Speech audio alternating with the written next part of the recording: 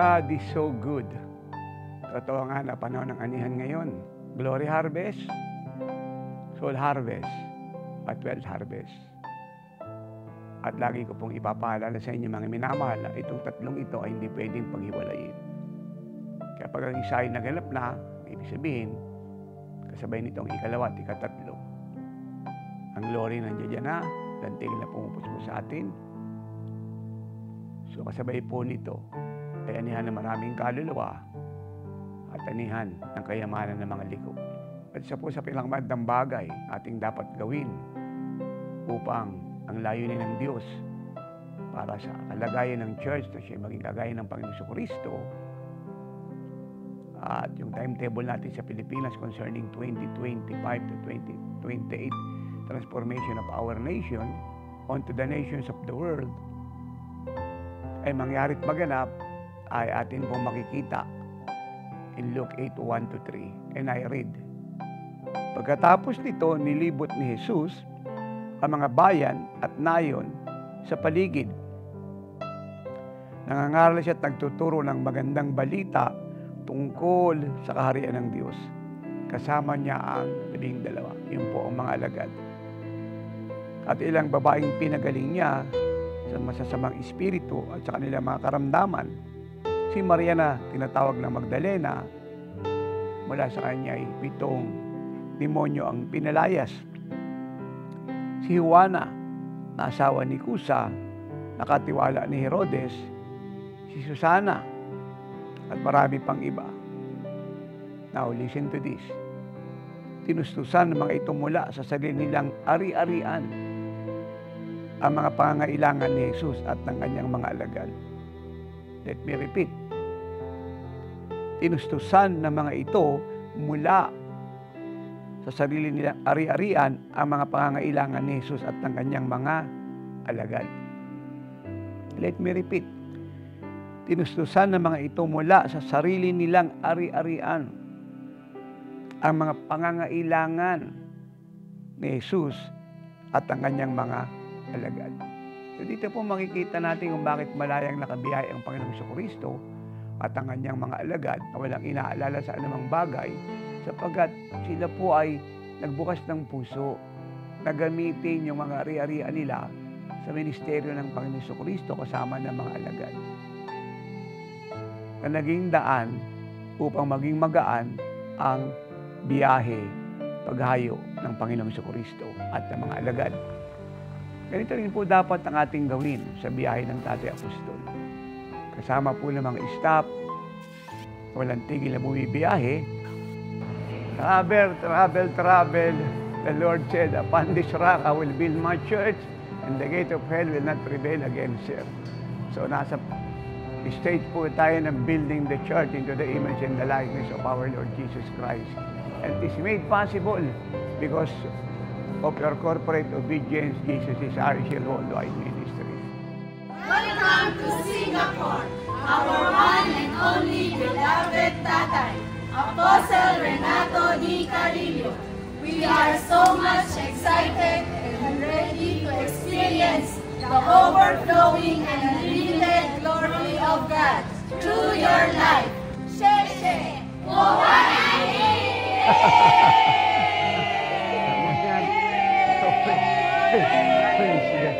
Praise the Lord. So, ayan. Yung huli hindi ko naintindihan. Pero ang ibig sabihin nun, our victory settled din forever. Kaya dahil may expectation sila, so walang issue ng panahon, distansya, importante yung expectation. At pag may expectation, merong revelation, may visitation, at merong harvest. At yun yung magaganap kayo sa ating pagdating sa Singapore. At lahat ng naniniwala ay pumalakpak ng malakas.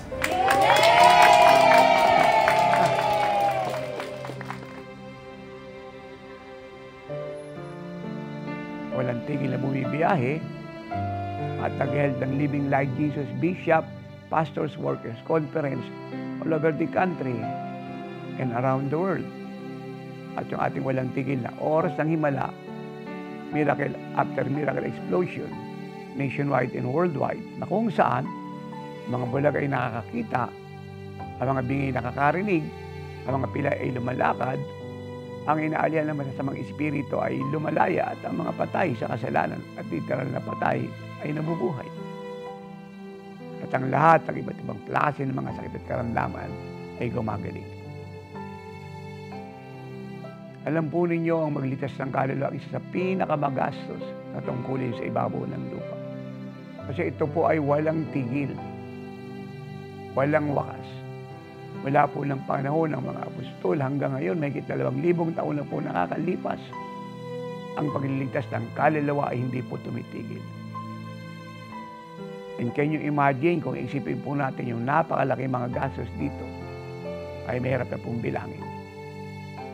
Because I personally believe, higit po sa ari-arian na meron po ang mga tao sa mundong ito. Mula sa pinakamayaman hanggang sa pinakamahirap. Dahil dito po ay makikita natin na higit na mahalaga ang mga kaluluwang hindi namamatay isa naman pong kayamanan na meron ng sinuman sa mundong ito na lahat po ay temporal. Okay, nagpapasalamat sa inyo mga minamahal, mga anak, mga iniibig, sa inyong mga pananalangin, pag-aayuno, pagpa-plug, pag-share ng atin po mga biyahe, pag-aanyaya sa napakaraming tao upang sila po'y makadalo. Pero higit po akong magpapasalamat sa Diyos at magpupuri sa inyong mga buhay kasama ng panalangin, umapaw kayo sa biyaya. Kung tutustusan po natin ng husto ang atin pong mga biyahe. Yung pong mga iniwan ng Diyos sa atin mga resource at kaparaanan to reach this nation, the world, and to finalize the mandate in His Church. Nangangailangan po tayo sa ating mission travel ng 7 to 10 million a month para makabiyahe tayo ng 4 na beses sa isang buwan at ang pinakamababa po ay 3 beses sa isang buwan. Hindi po birong pera ang atin pong ginagastos. At ayaw man po natin magsalita na gusto ko ipaabot pero wala tayong magagawa dahil ito po yung katotohanan, eh hindi po tayo nakaka2 milyon. Kadalasan po ay 1 milyon mahigit lang. Ang malanan tayo po ay bumiyahe many years ago. Pero still, by the grace of God, tayo po ay bumibiyahe. Tala akong alam na biyahe po natin natigil dahil po sa kakulangan po ng ating budget. Yes, we pray, we fast, we remind God of His promises, and He is faithful and always provide. Pero can you imagine kung yung ating po mga panalangin ilalagay na natin sa kaluluwa, sa mga bayang dapat malito sa church? E mas marami pong papasok sa langit at maging kagaya ng Panginoon Kristo. Kasi ilagak pa po natin ito sa pananalangin para magsipagbigay po kayo ang marami pa at sino pa at hindi pa natin kilala na dapat hipuin ng Diyos para matugunan ang biyahe ito. For me, ang kailangan lang talaga natin dito ay decision. Why I say that? Kasi kita niyo po ang mga karakter sa Luke 8:1-3 na binasa ko. Sarili po nilang tinatangkilik ay ibinigay, ipinagamit, tinustos sa biyahe ng Panginoon Kristo sa kanyang ministeryo at ng mga alagad. Bakit di po natin ito gayahin? Upang tayo pa yung managana at maalis na po tayo sa pag-struggle kung paano po tayo mabubuhay sa bukas na langit na hindi naman natin dapat gawin dahil nangako ang Ama that He will provide for all our needs and He will supply it abundantly, unlimited and overflowing. Ito po yung naranasan ng marami. Eh bakit hindi po mararanasan? Ang kailangan lang po natin talaga yung decision.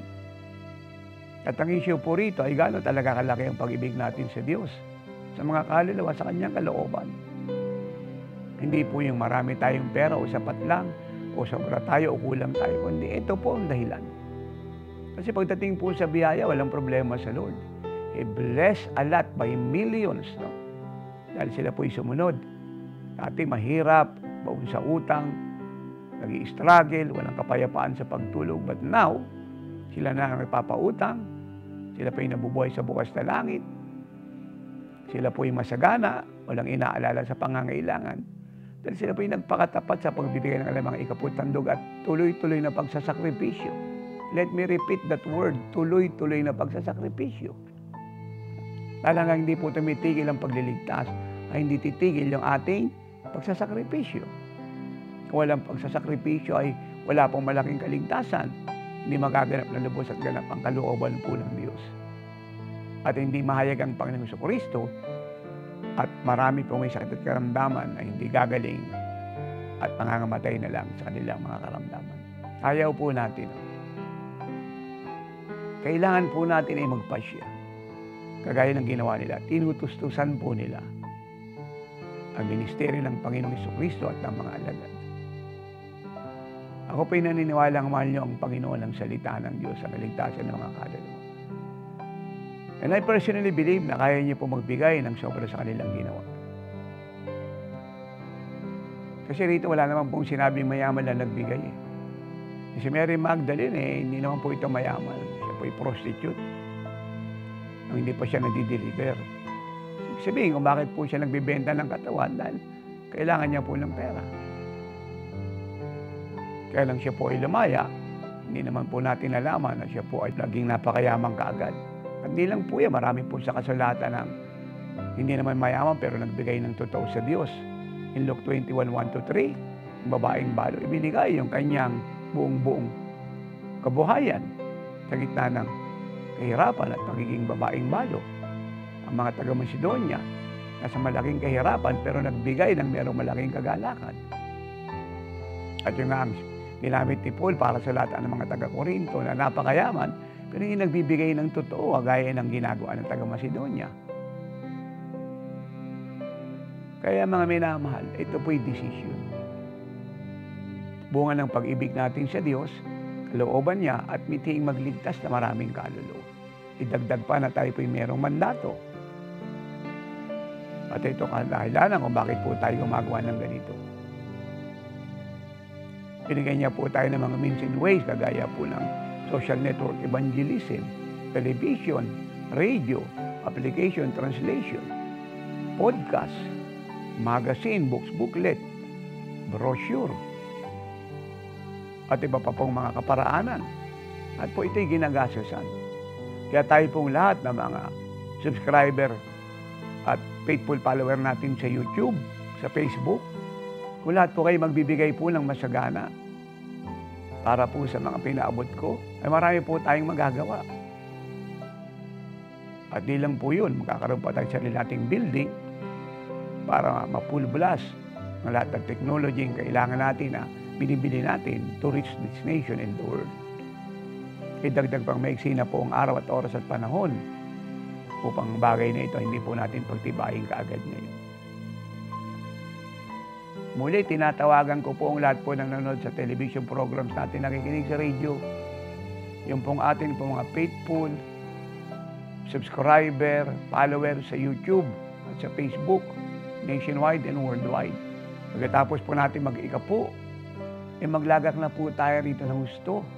At ang sabi ng Malakay 3:10, pag dinala natin mga ikaputandog sa kanyang tahanan, ay bubuksan niya ang mga bintana ng kalangitan. Now listen carefully.